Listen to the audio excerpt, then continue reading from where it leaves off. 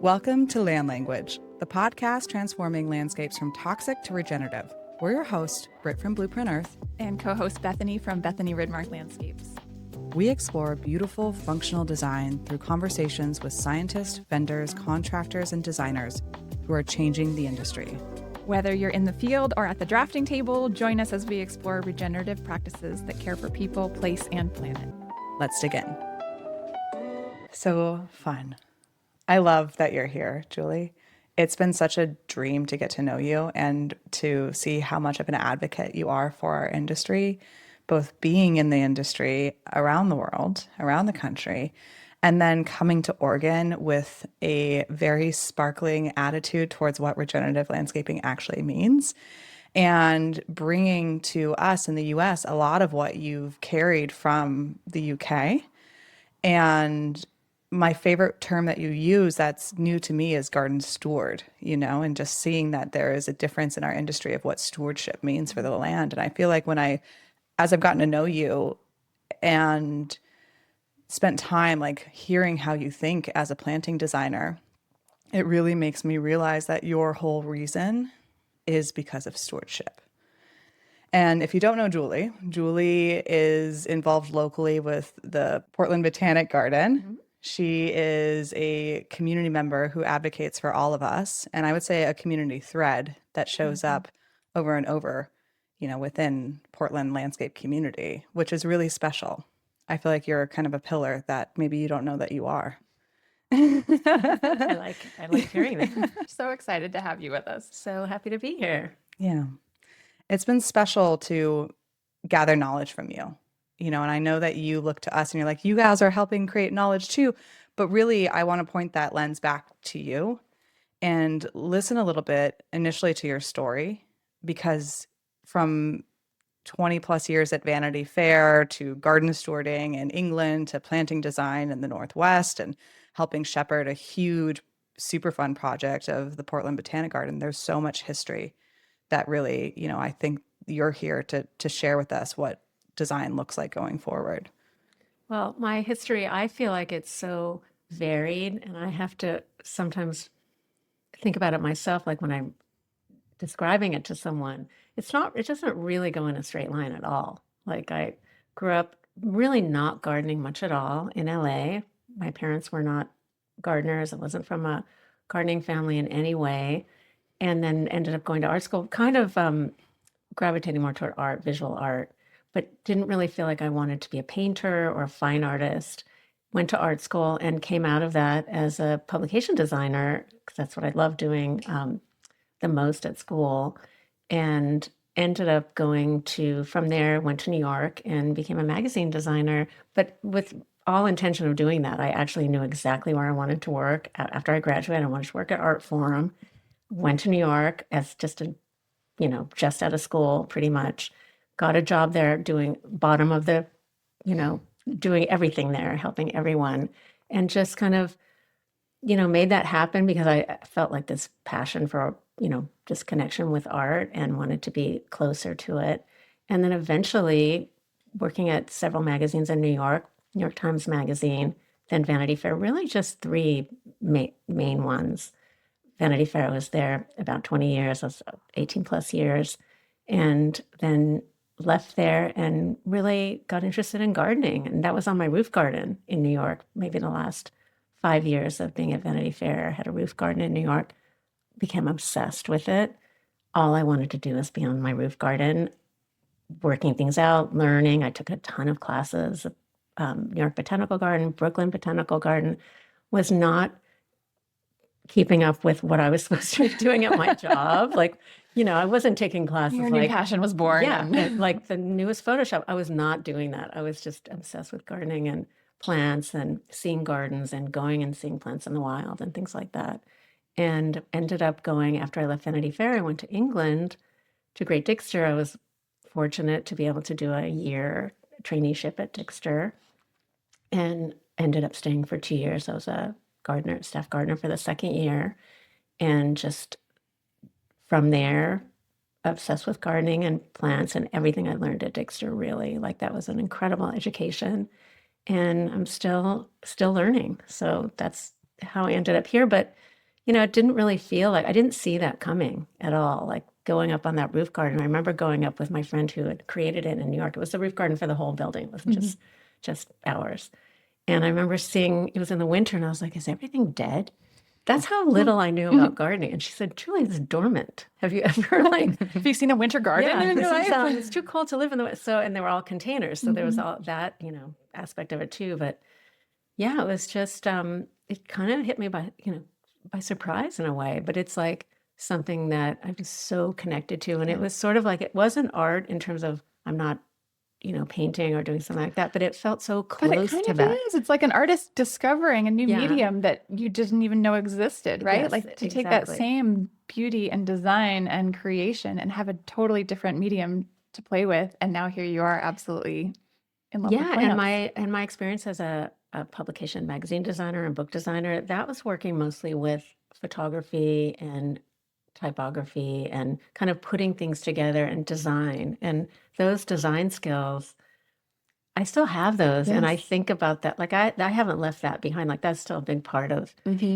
visually how I see things, and even how I, work in gardens and see plants and put plants together and that aspect of it too. So it's all really super connected. It just felt like two very different things, but they're really, they're connected by art and design, really. Yeah. No, I agree with Britt. I think maybe you don't see it in yourself, but it's this incredible thread that's weaving through so many different pieces. And I feel like that's that heart behind a tapestry. So even your own story is this tapestry of your existence, and you, as we've gotten to know you and had the pleasure of learning more of your background and the folks you connect with and the places, I feel like relationship is such a big piece that comes out when I chat with you.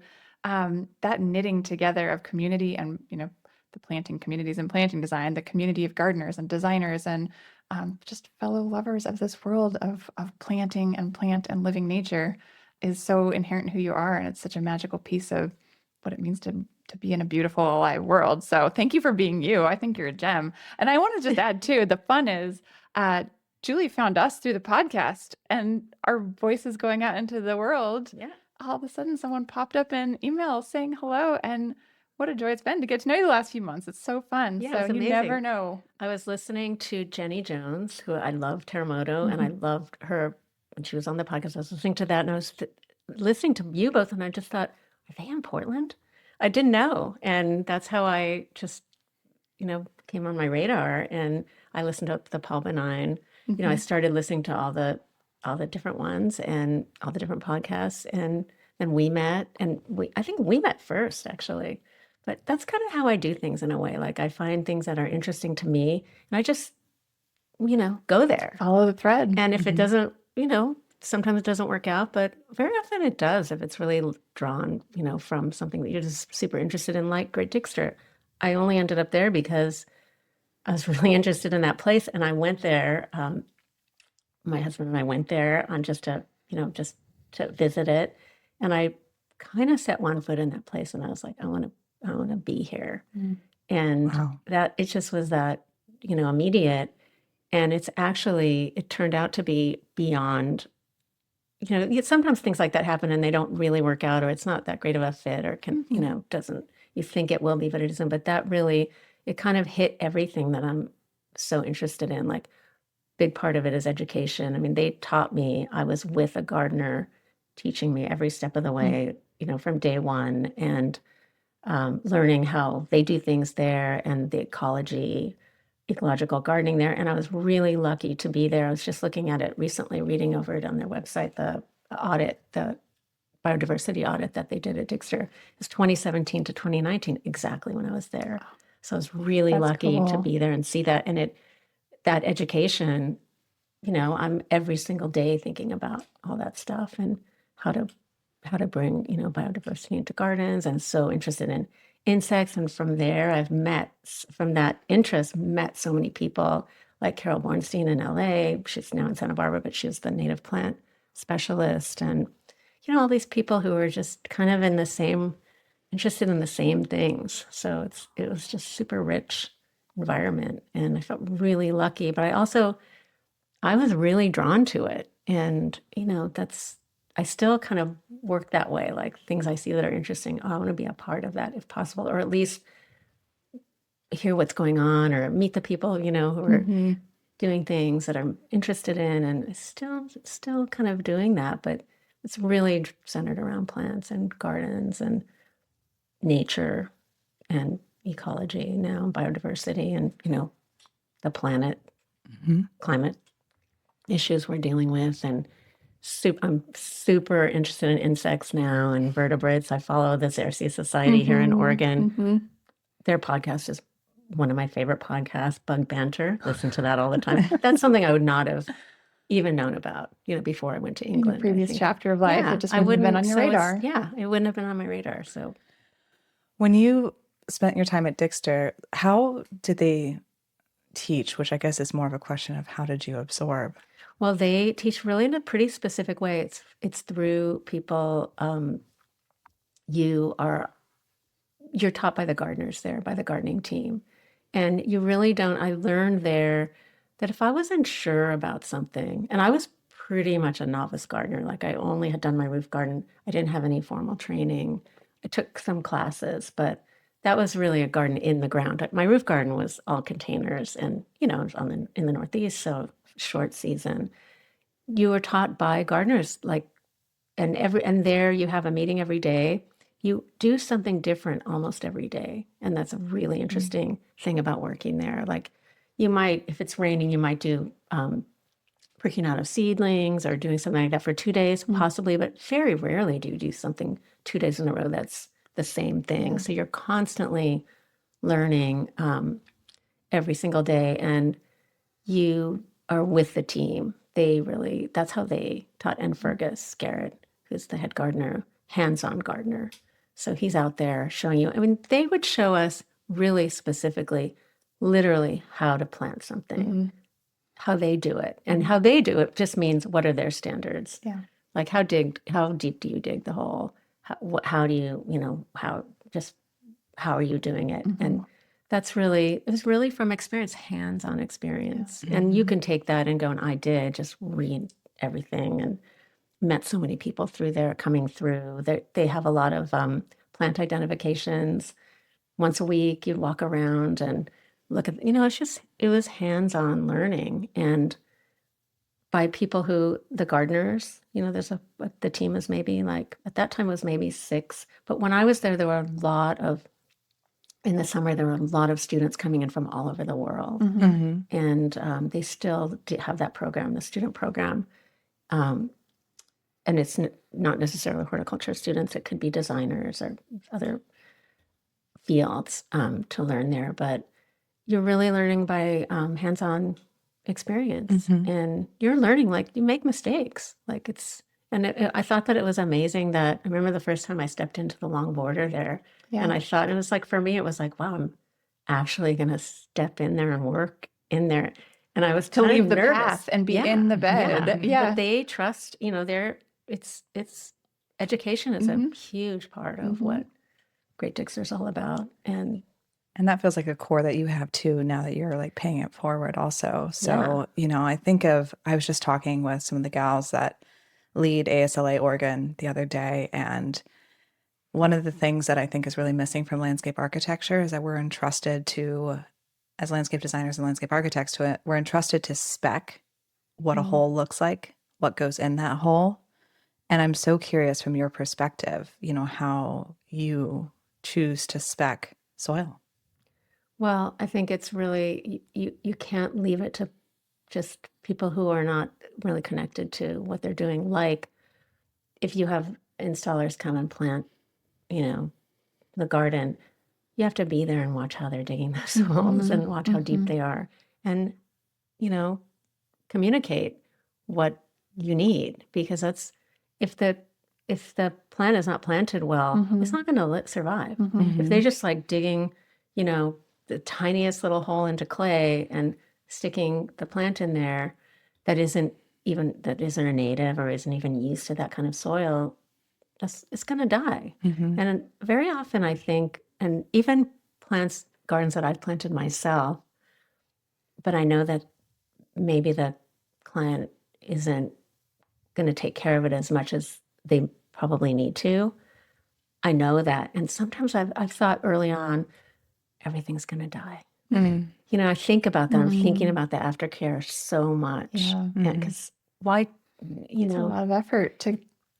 it's a lot of effort and it's a life of the plants. And it's really just it's part of it. It's a big part of it. So I think that it can be, you know, as long as you're communicating to whoever's doing that. Maybe if you're talking about specking on paper, you have to be there and look and see how they're doing it.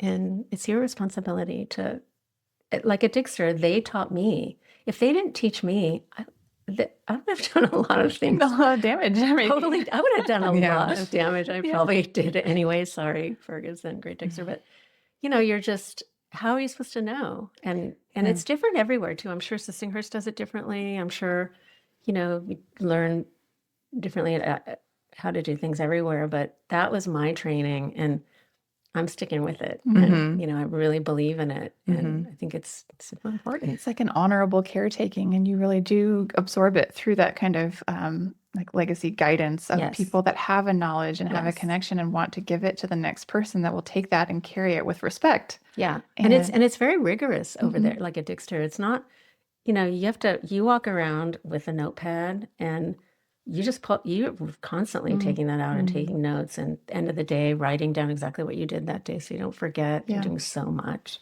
So it's really depends on how much you want to, you know, how much education you want to get out of it. I wanted everything. So I'm curious from your research, like the standard of care that we often hear is like dig a hole twice as wide and twice as deep, or 1.5 times as deep, and then add in compost or add in mycorrhiza. Like there's so much kind of, I'd say, standard of care. A lot of people spec like synthetic fertilizers, and I'm like, oh gosh.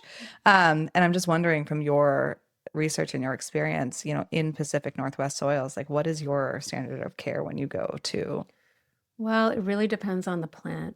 You know, natives can deal with our soil better.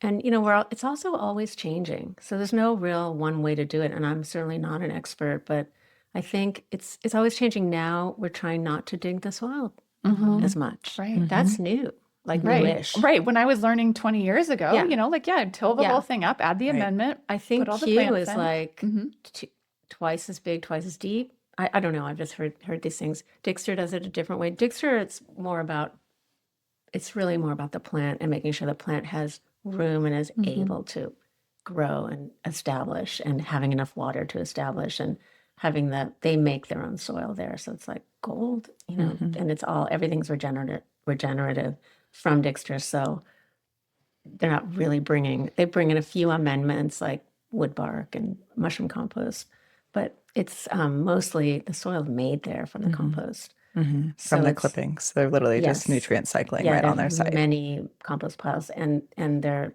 constantly researching the best way to do that. Like it's always evolving. That's the one thing that I've learned. There's no set way to do this stuff, and you have to stay up on research and trusted people who you know, not just Googling on the internet and reading anything on there, and just finding you know, trusted sources. And sometimes it goes back to, like, I have a pruning book that I learned about from Fergus. It might have been the pruning symposium that he did, and it's a pruning book by Tony Kirkham from Kew, and I think he's retired now. But I go back to that book, and that's the first place I look, and it's got it's trees and shrubs, and you know, there's probably new research about, you know, that you could add to that, but that's sort of my base. Like, you have to have somewhere that you trust, that you can kind of go from there. And there's always new information, but you have to make sure it's like trusted information.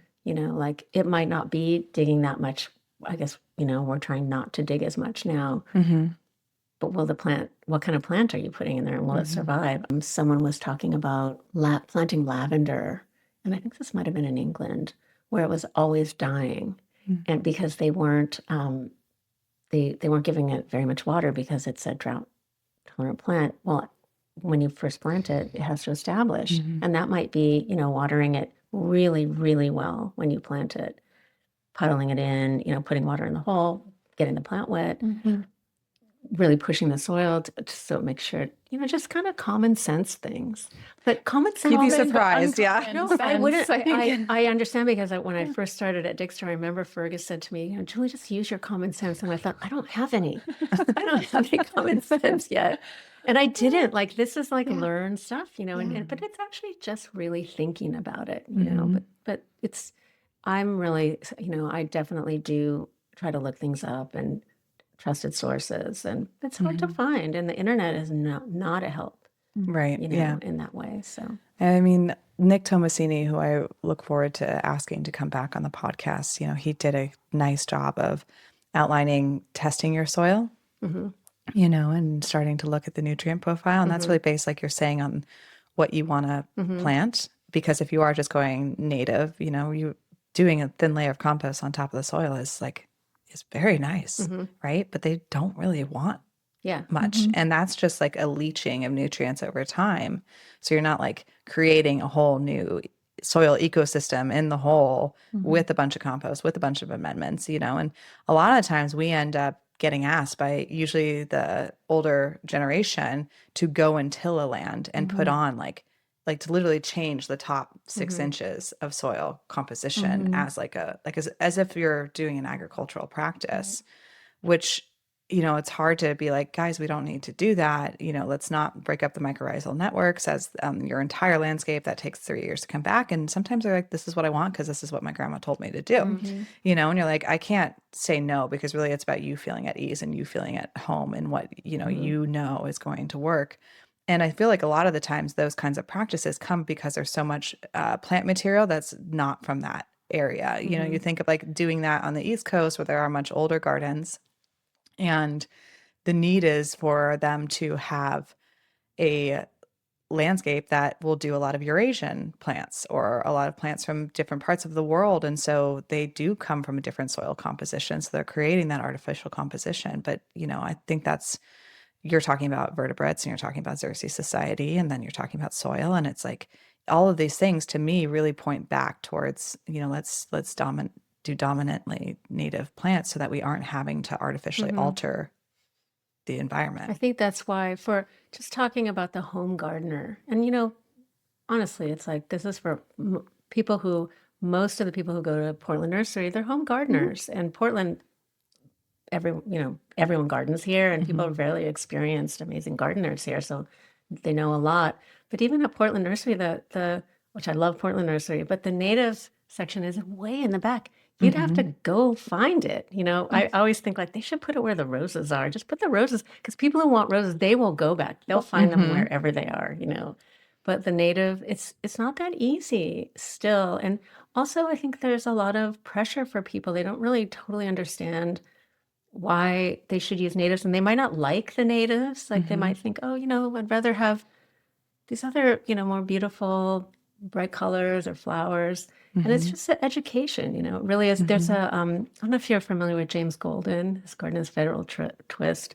He's all about that. Like his garden is really just, if it can't survive without digging too much, and my plants have to be able to deal with this climate and this. You would love it. You should read his book, and it's really pretty interesting. But he doesn't he doesn't want to plant and just magical think it's going to work. He knows it's not going to work. And he also said something interesting once maybe it was a podcast that I heard him talking about his garden. He said, when I die, this garden is not going to survive, because nobody. I thought it was really interesting. He said nobody has the connection to this garden and the knowledge about this garden except for me. Wow. And it's really true. And really the connection. Yeah. And I think that's really true. I thought that was an interesting thing to say. It's sort of letting it go, like not having everything so precious. We were talking before we started recording about relationships, and there's this like neighborliness and community mindedness on multiple scales.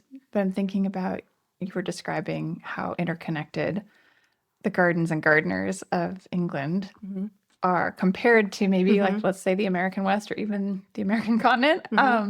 But I want to hear you share more about that, because I think the observations of sameness and difference help us understand what we could be learning from or what we have that's special to us.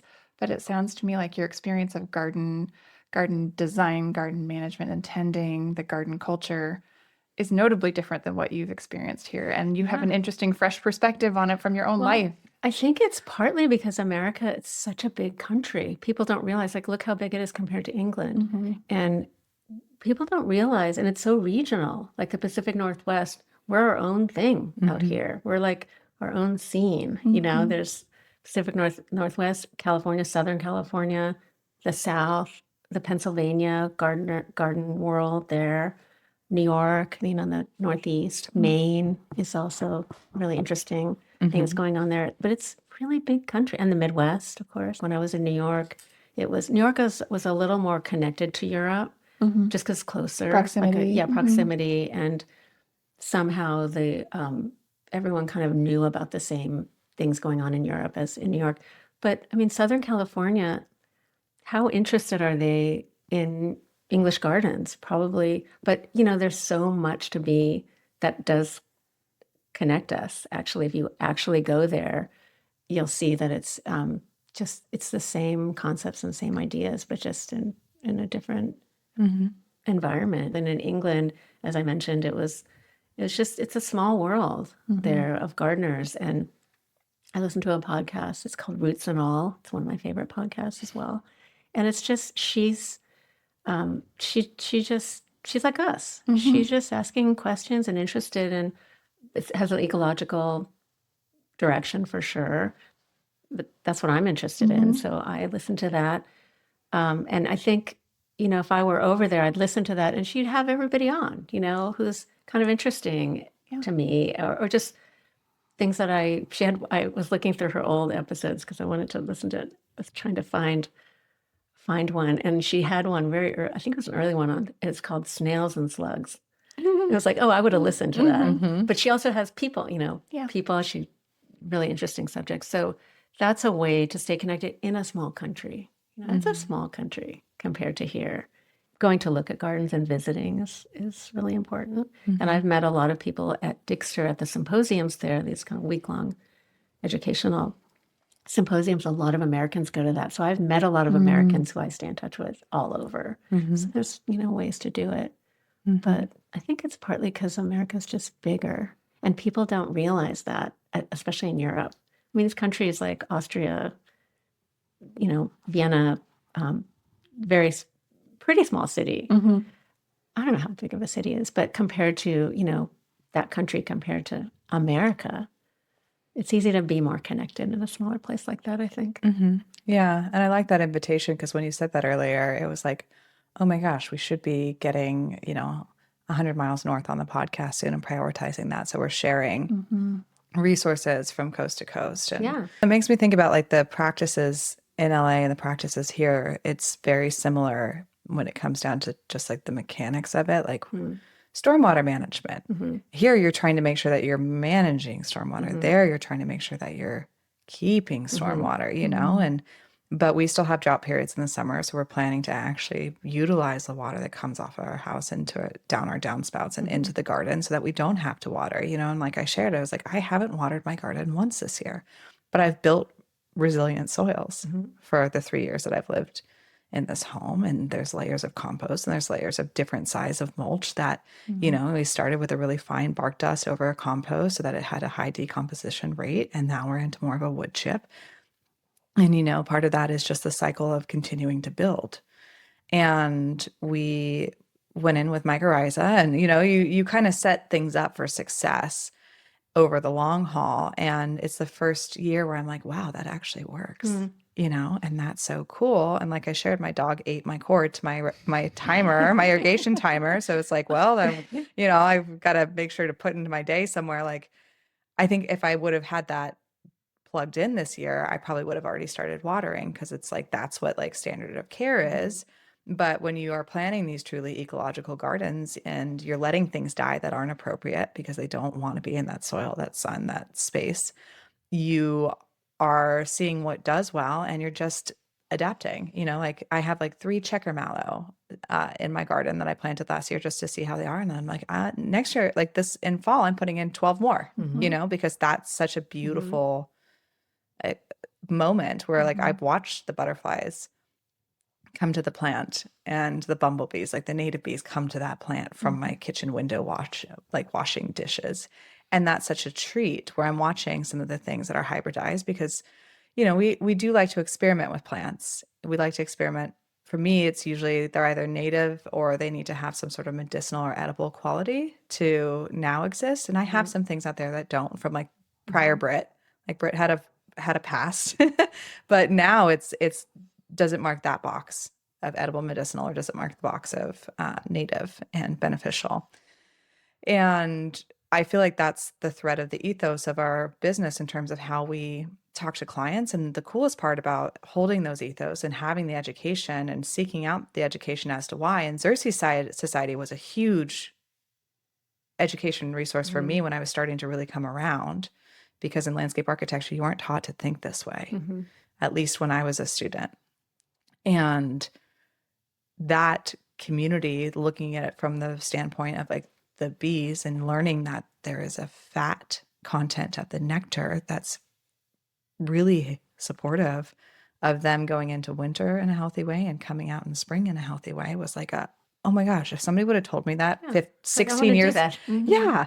And when you share that with clients, like, hey, it's not just about the pretty flowers, like it's about like thriving life. They're like, I want that. Yeah. Because people are feeling desperate. Like we feel like, what can we do? What can we do? Exactly. And everyone wants to, even if, my dream would be to have, and Fergus talked about this a lot at Dixter.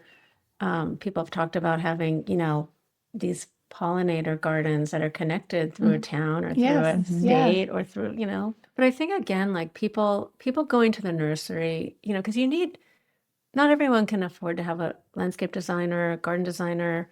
They're doing it themselves. Like they go to the nursery, and this education is super important because they're not really sure why they need to have natives. Maybe you put like Anopheles or something in and you don't ever see a bee on there.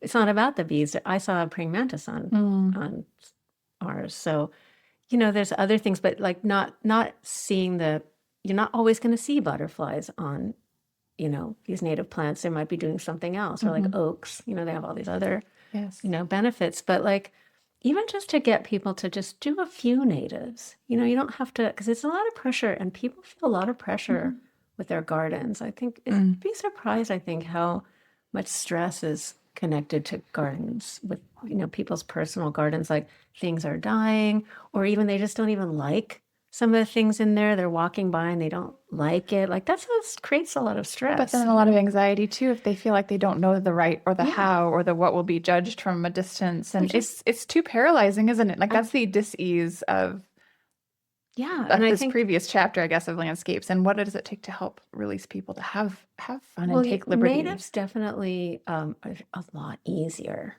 Because they just, like Manzanitas is a good example. We have a crazy climate here. I'm not from here. It pours rain all winter if we're lucky. It rains quite a bit. And then they get no rain in Mediterranean summers. It just goes dry. And Sean Hogan, the great plantsman, was telling me, I was volunteering out there in the garden.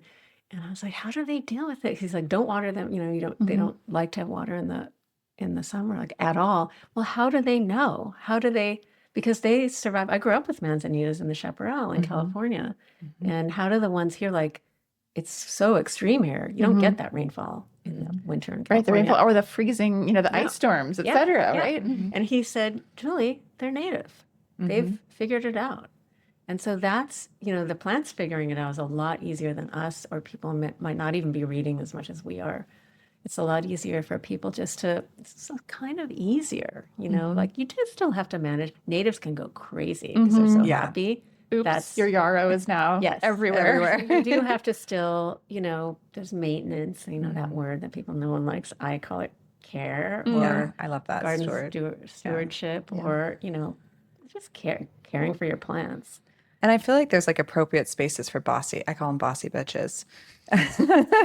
It really is important to have the bossy plants in the garden in the right space. Like I think about like restoration projects. Like you need I have a soppy snow aster that just what a bossy girl, like but where I'm trying to outcompete blackberry. Right. You need something that's going to great. thrive quickly. And same with like Pearly Everlasting, like Annapolis, Yeah. as you called it earlier, is just like, Oh, it's just so happy. it's so gonna go happy. everywhere. Yeah. That's so exciting that when you see those seedlings, I just like, yeah, go, like, Right. and it's fine to, you can move them too. You just, it's just learning what to do. But I think also there's a fear of lack of control. We're not afraid to see that because we know we can go in there and pick up the seedlings and move them. But people get afraid, there's just the control aspect. Things are getting too big. I'm going to go in there and prune it.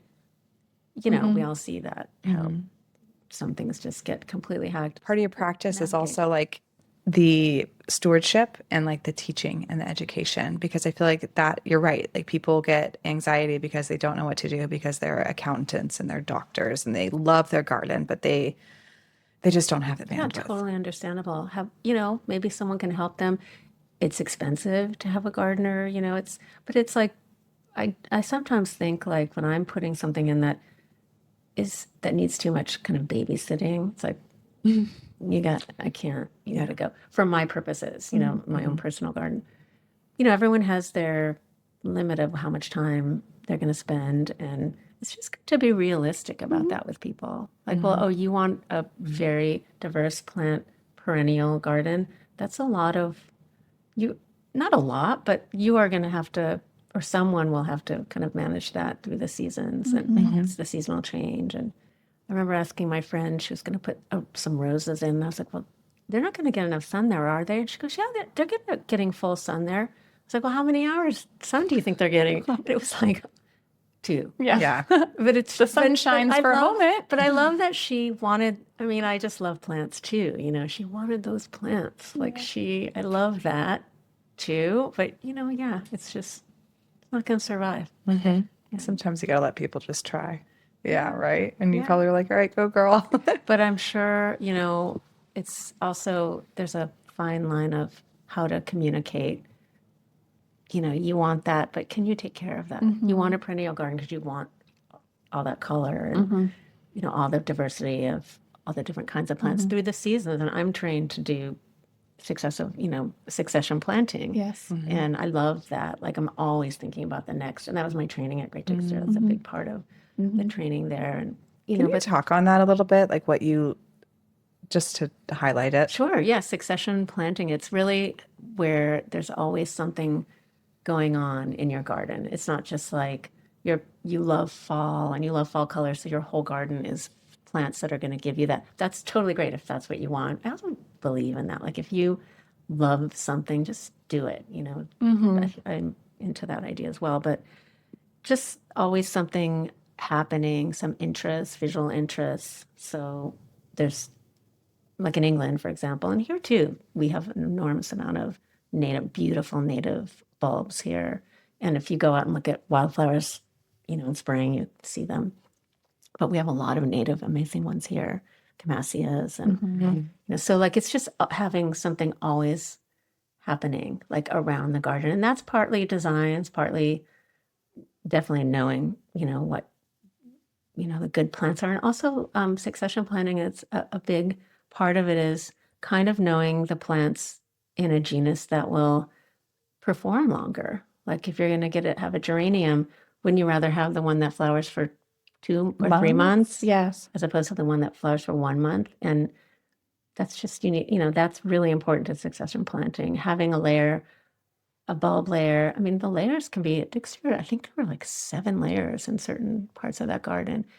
But there's a lot of, you really have to learn about it and read about it. I'm still figuring it out because it's not easy to do it in a basic way. It's really just having your spring flowering plants at a certain time, but then thinking about when the next wave is going to be. And it's fun to do that. It's also, you can make, it's not necessarily guaranteed the weather, climate, like anything with gardening. There's all kinds of factors that are involved, but that's succession planting where through the fall, I love asters and I love having that asters at the end of the summer, and some go through October. Not necessarily natives, but you do both. If you have a mixed garden, mostly natives, let's say 3/4. There's definitely going to be, a lot of pollinator plants that are not native that will benefit, like with native bees and native insects. But yeah, I think it's just there's a lot to learn to do that, but you could do it in a really simple way. You could just think of, and also go to the nursery when things are in flower, see what's in flower, and at any given time, and you get that for next year. Like you can put that in, like, oh, that's going to flower now, August, or September, and it's just a way of always having visual interest in your garden. I think it's really important. I love gardens like that. Yeah. And you can always add to keep adding and editing. And I know it's not tile, which is the most fun part about it. I tell clients it's a puzzle. It's like painting a living vignette, and every brush stroke is going to start changing shape and color, and you're doing your best to set it up for success, and you have a creative vision, and it will also unfold and do what it does, and you learn from it and then keep adapting. It is alive. Oh, totally. So much adapting. And, we're lucky because we love plants. And, I care if something dies, but I know it just makes me think about, well, why? And what else would be better there? And what's changing? Why did that happen? And, so I'm really thinking about it. But I think most people, like the home gardeners, they just get, it's stressful when that happens. So it's education in that way too, I think, for our clients as well. Yeah, even just like letting people know, like, perennial is a life cycle. It's not you plant it and it lives for your whole life. Biennial, guess what? Your echinaceas. Yeah. Like, I didn't know when I first planted them. I think I got them from Digging Dog. I was in my roof garden, those tiny little plants. I put them in. The littlest pots that show up in this precious they package. They were the most beautiful plants, as they all are from Digging Dog. They're the most beautifully grown small plants. And then after about 3 years, I was like, what happened to those? They're biennial. So just kind of knowing that and not being stressed out about it. It's your friend that will come back again. You'll pick up where you left off. That's right. Yeah. There's seeds around or things like that. Yeah, and I think like letting things, knowing that when you see things move, let them grow. Yeah. I think that's also an expectation that isn't set, because a lot of times people have the plant and then a space of mulch and another plant and a space of mulch. And so they feel that there's this control to keep that plant in that space. But I love how ecological design is bringing us back to the meadows. It's bringing us back to the shrub edges. It's bringing us back to the forest floor, that there really isn't a lot of space between plants except for where the animals, track. And you can edit that. You can, the space that is between, like, your shrubs, let's say, if you want, that's where you want to put your bulbs to come up, in between, so they're not, and make sure the shrubs don't have foliage that's going to kill the bulbs as they come up, as they both start growing. There's all kinds of ways to make sure you have that. But yeah, that carpet, that matrix is a goal, just so we don't have to, be mulching. You do that. You just have your plants ground cover. But it's really, there's a lot of looking at it, and things that seed around. You can move them, you can edit them. I do that all the time. It's fun. You learn to identify your seedlings and prescribing like what it is that you want to grow in that matrix is really the art of what you do. Because one of the things I like to tell clients is that if there is a space for seeds to set, they will. And so you want to prescribe what that is, because if not, it's going to be weeds and it's going to be a higher maintenance garden. So actually designing within the succession and within the matrix is really your low maintenance ticket to success. And a lot of people think that like spraying things along the edge of, like somebody, oh gosh, you want to hear something awful? So I have not mowed our front little meadow patch because I think that's ridiculous. Nobody plays in it, and it will look worse as a brown dead patch that's mowed. And so some neighbor, while I was out of town, came and like mowed the 2 feet along the driveway or along the street. And I was like, that was with so a mower rude. Or with like a with a mower, or, yes, whatever. And I was like, control. And also like that looks so much worse than the moving tall, the breezy meadow moment at the edge of the road. But what was interesting is that like that strip that was mode at that moment in season now has a bunch of herb robert and a bunch of like a Yeah, bunch of there you go. invasives. Competition that came in and took advantage of this open Right. moment. And I'm They like, can you, come over and weed it for you. I know. I'm like, you really did And me a not with disservice. chemicals. Right. Exactly. And that's what I was like thinking as I was like, wow, this is the same person that would come and That's say, the- because I see all yeah, those species, time now to it's time to spray. spray. And I'm like, then you're creating the same situation over and over and over, year after year. And that's what's really broken within the stewardship of landscape in our nation, is that solutions for control are causing more and more destruction. And think of all the money. I mean, I walk around my neighborhood sometimes, and there are these 3 beautiful Japanese maples, and every year, that lady just there is not one speck of leaf Oh no. left. Even just yesterday, there's nothing, and she's somehow weeding it. She just has people. She's paying money for people to come and take not only take the Sterilize. leaves, but just keep it, because there's no way they wouldn't have weeds. So I think of just the money too. But it's just education. People don't know. I always fantasize, like, when I leave, when we aren't living there anymore, I want to put a note in like every house up there, like, if you left you, because I think she probably just doesn't know. I really don't think it's ever, because I never knew any of that stuff either. Right. So I think, it's just education. And that's our job as, landscape designers and landscape architects and planting designers, is to bring this education to the people, because I think people want to do good.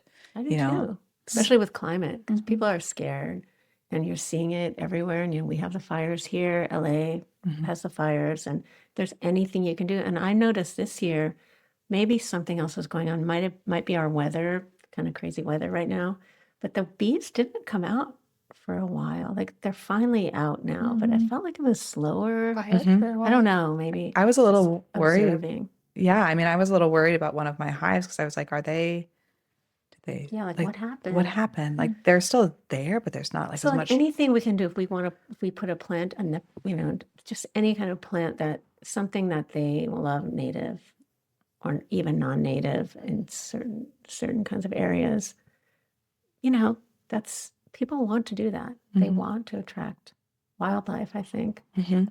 And I feel like gardens as a space of healing, when we see other life moving, it makes us feel good, especially when it's non-human life. Yeah. And one of the things we really like to talk about as a theory in our firm is we appreciate gardens that move. And I think when you think about the gardens that move in the wind, those are the kinds of gardens that have. That's like my favorite thing. I love wind. I know gardeners aren't supposed to love wind because Who? I don't know, just I've heard that, but I love wind. I always have. So, To see it responding to what's changing in the moment right around you. And when you think about the stagnant gardens, you think about the ones that are like hedged or lawned, and there really is lack of life in the stagnant garden. And animals wildlife can't get in, bees can't get in, birds can't get in when it's like a clipped hedge. The real surprise on the biodiversity audit at Dixter was one of the most biodiverse parts of the garden was this, we call it the plant fair field, where we have a plant fair twice a year. And there are these wood stands that are always there. So that's habitat for all kinds of insects. But along the edge, there's a woodland there. Along the edge, it's just clipped and uncut.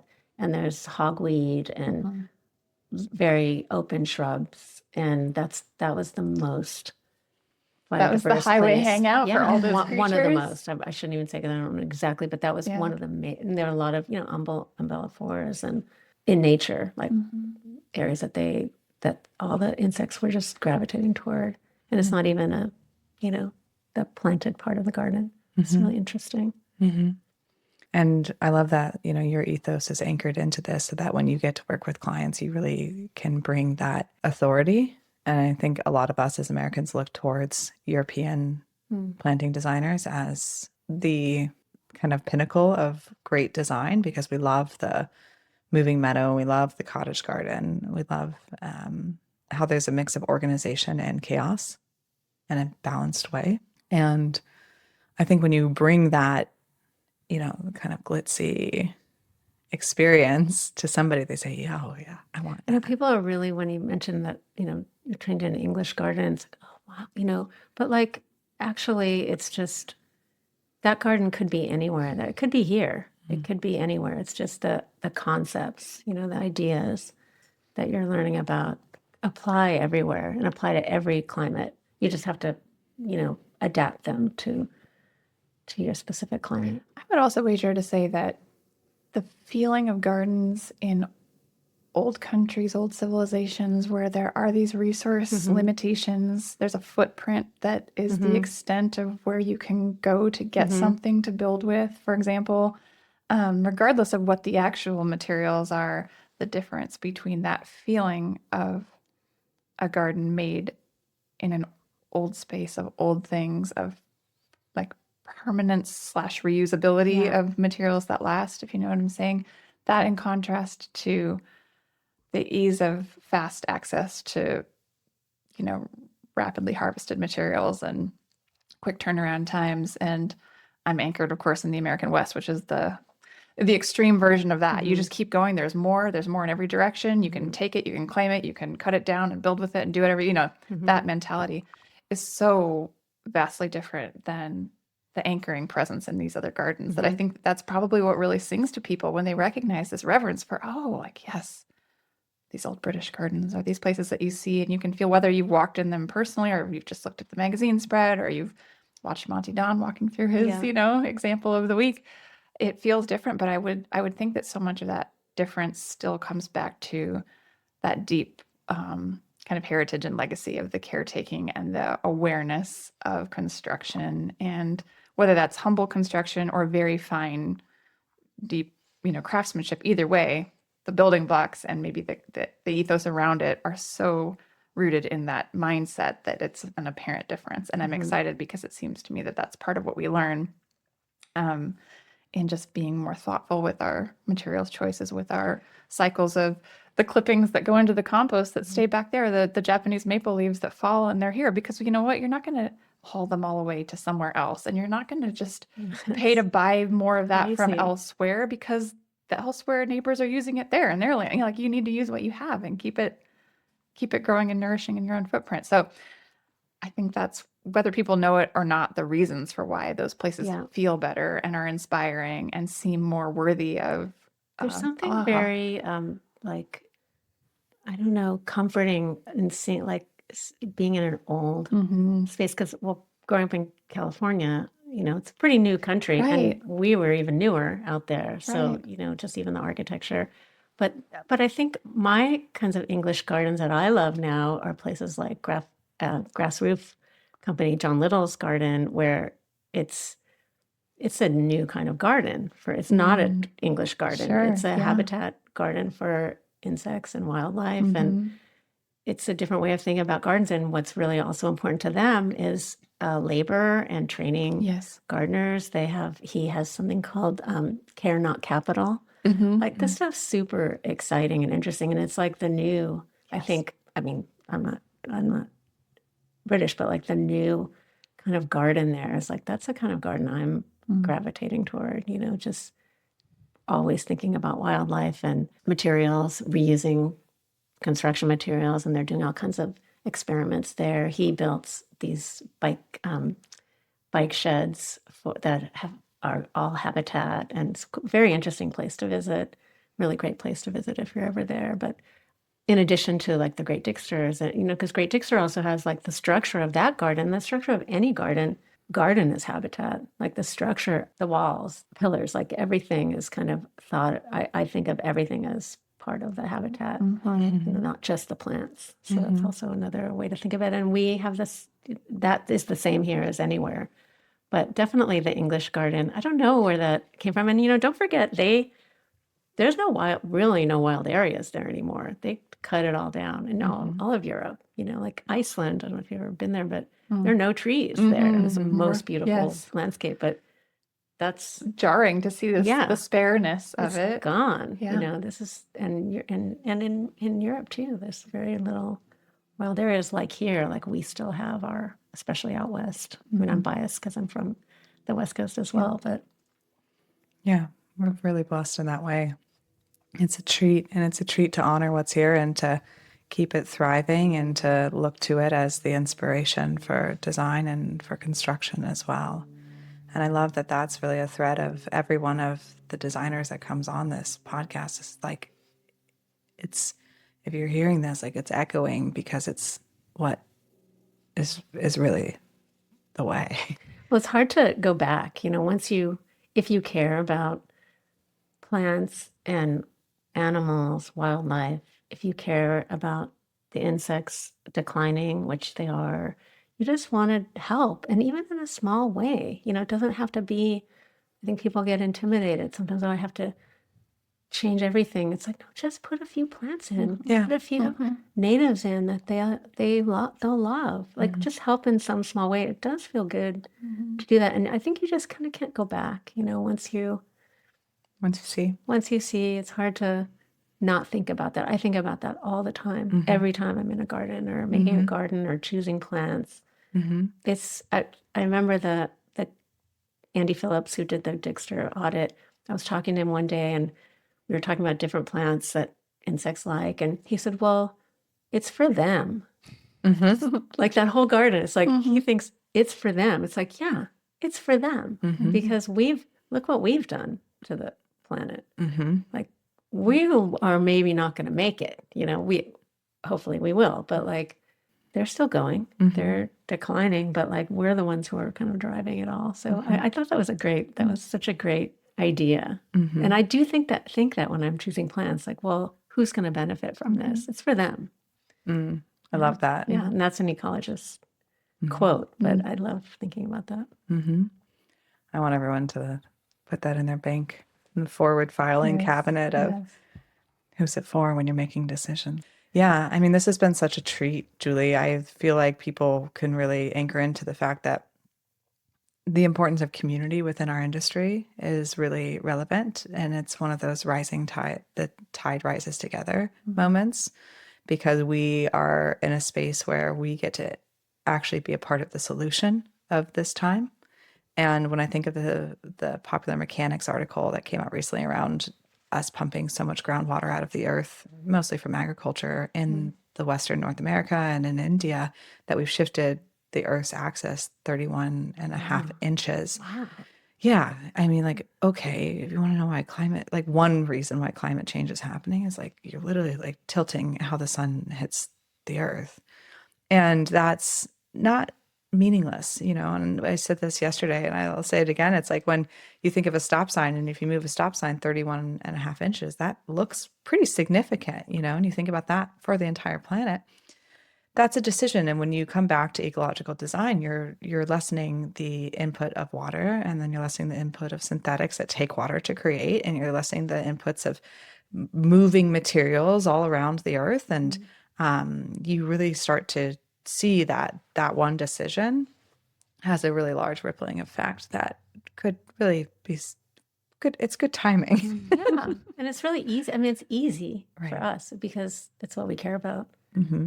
But we love plants too. And we're really lucky. Like we're so lucky that we can go out and go into nature, go to the coast or go into our own gardens and just find, beauty and connect to nature. Like we're really lucky that we can do that, and helping people with their gardens, have that connection, I think is so important, so beneficial. And usually when someone's hiring someone to help them with their garden, that's kind of what they want a garden where they can feel comfortable, or where they, depending on what they want to use their garden for, create some kind of sense of place for them. I think that's just super important, especially in the world as it is,